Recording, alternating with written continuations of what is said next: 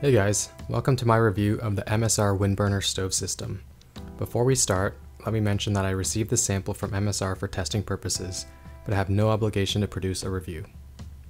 Okay, here's how we're going to do this. First, I'll go over some of the basic specs and features of this stove. Next, I'll show you a controlled boil test.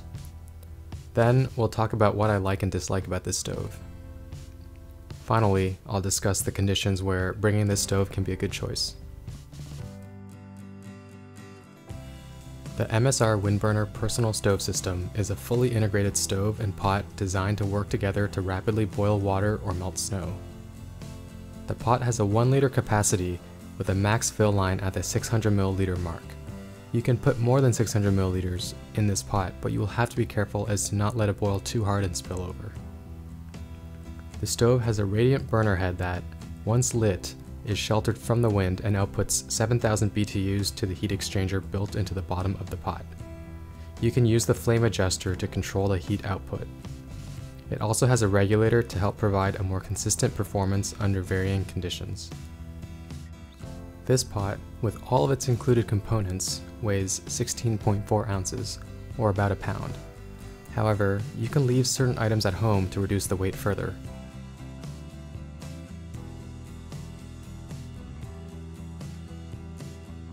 It currently retails for $150 US.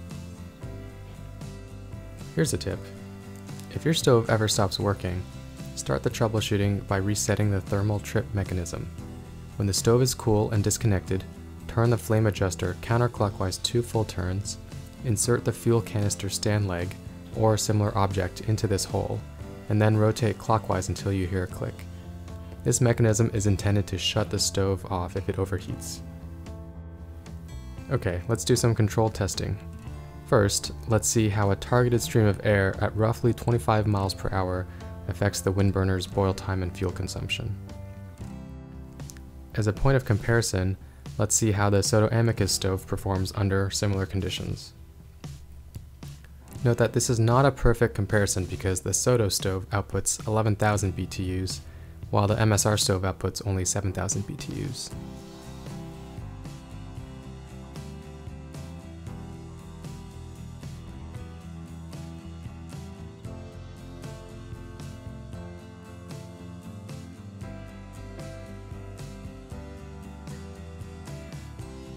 Okay, I'm going to fast forward through this clip because if you enjoy watching water boil, you can go ahead and buy your own stove using the link in the description below.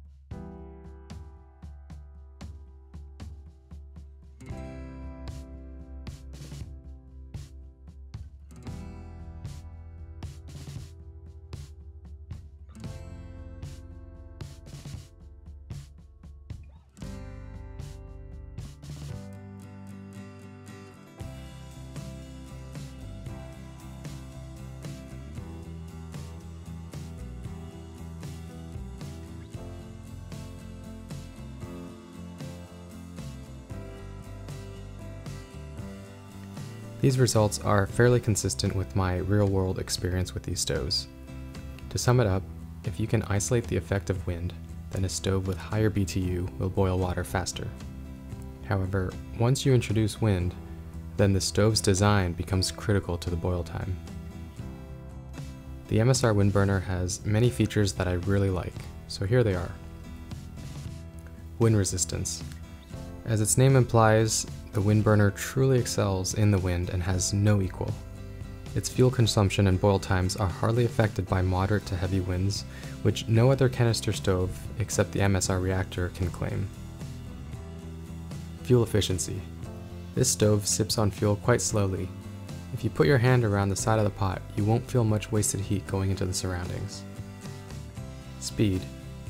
This stove is fast in the real world, where you'll encounter wind gusts, colder air temperatures, and colder water temperatures. Packed size. There isn't much wasted space in this system, and it's built to nest a 4-ounce or 100-gram fuel canister in the pot. Functional cup and lid. The cup is really handy and quite sturdy. I use the cup to scoop snow or to have a drink with my meal. I don't use the lid much, but it stays on well for being made of plastic. Note, if you boil water with the lid on, the intention is to keep the lid on as you pour the hot water into another container. You'll burn yourself if you try to remove the lid, either from the steam or just the hotness of the lid. Pot cozy and handle. These features make the pot usable when it's hot. And the semi-locking design.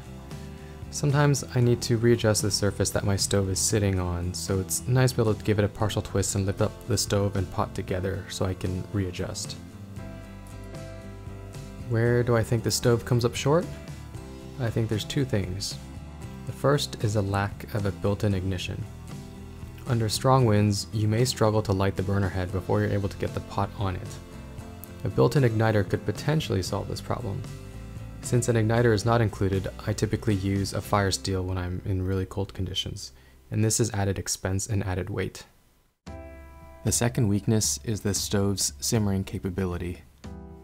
Unfortunately, it's hard for a pot to be good at everything. While you can simmer with the Windburner, it's so efficient at transferring heat that even the lowest setting may be too much if you intend to cook in the pot. Since there isn't an open flame, it's also hard to tell whether the stove is still simmering or if it has puttered out. If you remove the pot, there's a wire that will glow if the stove is on. So I reach for the MSR Windburner personal stove system when I'm headed into cold environments where snow is my primary source of water, or if I'm expecting particularly windy conditions, like when I'm camped out on a summit, or when I'm looking to boil water quickly for myself and a partner.